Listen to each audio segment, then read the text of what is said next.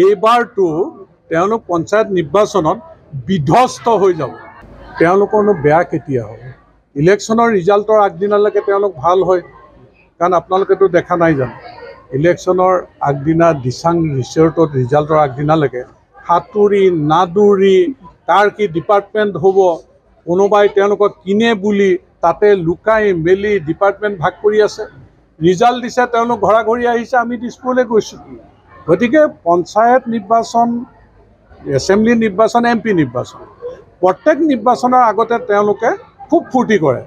দেখা নাই জানো হাৰিয়ানা কি আমাৰ যে ৰাজস্থান ইলেকশ্যন হৈছিল, ৰিজাল্ট দিব তাত আমাৰ ইয়াত মাংস সিজি থাকিল ভাল হ'ব বুলি, মাংস খাবলৈ মানুহ নাহিল নহয়।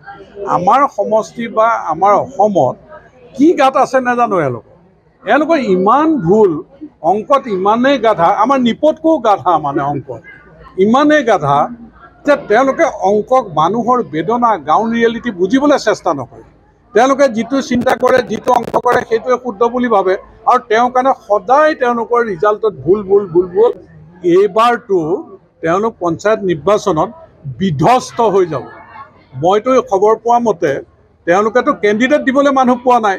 তেওঁলোকেতো কৈছে ৱাৰ্ড মেম্বাৰকো 1.5 লাখ টকা দিম বুলি কৈছে, 150 টকাও নাপায়। সেয়া ৱাৰ্ড মেম্বাৰ চিন্তা কৰিব নালাগে। 1.5 লাখ টকাৰ আশাত যদি কোনোবাই টিকেট ল'বলৈ গৈছে, তেওঁলোকে জানি থওক 150 টকাও তেওঁলোকৰ পৰা নাপায়। গতিকে তেওঁলোকৰ আজিৰ দিনটোত যিটো অৱস্থা, পানীত হাঁহ নচৰা অৱস্থা তেওঁলোকৰ।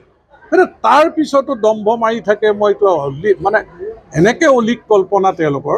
খালি ৱেইট কৰিবলৈ আহ্বান জনাইছোঁ ৰিজাল্টৰ দিনালৈ। তেওঁলোকৰ খুব যে ভাল হ'ব ছবিখন সেইদিনাই তেওঁলোকে বুজি পাব। এইবাৰটো তেওঁলোক পঞ্চায়ত নিৰ্বাচনত বিধ্বস্ত হৈ যাব। তেওঁলোকৰনো বেয়া কেতিয়া হ'ব?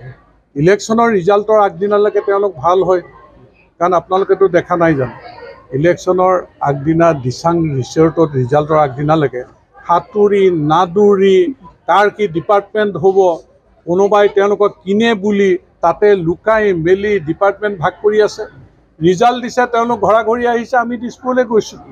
গতিকে পঞ্চায়ত নিৰ্বাচন, এছেম্বলি নিৰ্বাচন, MP নিৰ্বাচন, প্ৰত্যেক নিৰ্বাচনৰ আগতে তেওঁলোকে খুব ফূৰ্তি কৰে।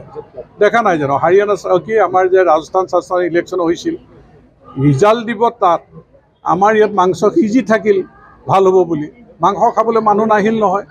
আমাৰ সমষ্টি বা আমাৰ অসমত কি গাত আছে নাজানো এওঁলোকৰ ইমান ভুল, অংকত ইমানেই গাধা, আমাৰ নিপতকৈও গাধা, মানে অংকত ইমানেই গাধা যে তেওঁলোকে অংকক মানুহৰ বেদনা গ্ৰাউণ্ড ৰিয়েলিটি বুজিবলৈ চেষ্টা নকৰে। তেওঁলোকে যিটো চিন্তা কৰে, যিটো অংক কৰে, সেইটোৱে শুদ্ধ বুলি ভাবে, আৰু তেওঁৰ কাৰণে সদায় তেওঁলোকৰ ৰিজাল্টত ভুল। এইবাৰটো তেওঁলোক পঞ্চায়ত নিৰ্বাচনত বিধ্বস্ত হৈ যাব। মইতো খবৰ পোৱা মতে তেওঁলোকেতো কেণ্ডিডেট দিবলৈ মানুহ পোৱা নাই। তেওঁলোকেতো কৈছে ৱাৰ্ড মেম্বাৰকো 1.5 লাখ টকা দিম বুলি কৈছে, 150 টকাও নাপায়। সেয়া ৱাৰ্ড মেম্বাৰ চিন্তা কৰিব নালাগে। 1.5 লাখ টকাৰ আশাত যদি কোনোবাই টিকেট ল'বলৈ গৈছে, তেওঁলোকে জানি থওক 150 টকাও তেওঁলোকৰ পৰা নাপায়। গতিকে তেওঁলোকৰ আজিৰ দিনটোত যিটো অৱস্থা, পানীত হাঁহ নচৰা অৱস্থা তেওঁলোকৰ। কিন্তু তাৰ পিছতো দম্ভ মাৰি থাকে। মইতো মানে এনেকৈ অলিক কল্পনা তেওঁলোকৰ। খালি ৱেইট কৰিবলৈ আহ্বান জনাইছোঁ ৰিজাল্টৰ দিনালৈ। তেওঁলোকৰ খুব যে ভাল হ'ব ছবিখন সেইদিনাই তেওঁলোকে বুজি পাব।